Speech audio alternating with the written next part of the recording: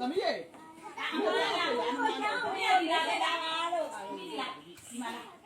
โอเคသူကလာပြီးတော့မယ်လားဒီနားလေးကိုလာလိုက်နင်းနေနေရတယ်ချစ်ကိုလက်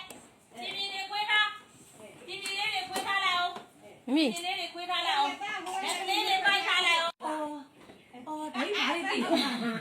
ဘိစင်မဥစားမှာဆိုဘာတိတော့ဘိဘာတိတော့ဟာဘာတော့အဲ့ဆိုဘာတိအောင်ဆိုဒါဘာတော့ဟာမူစီမိုက်တော့စီမိုက်နဲ့တော့မူ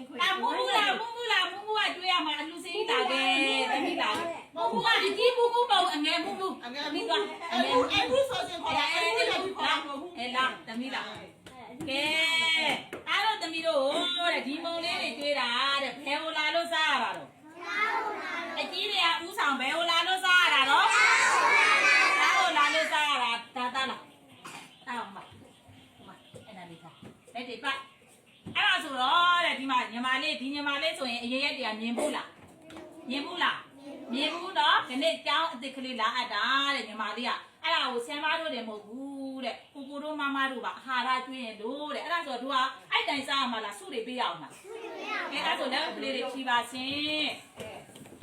သူတရားဘူးတော့အေးစုမောနောက်ပါလေလာဝင်မာမလို့ကွာနော်တဲ့ဦးလေးတွေချီ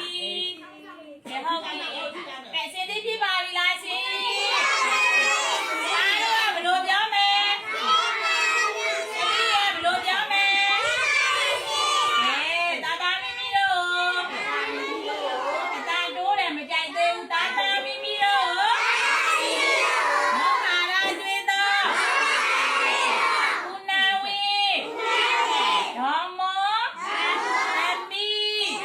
ဒီမှာညီမလေးနာမည်ဘယ်လိုတော့ဘယ်လိုတော့အေး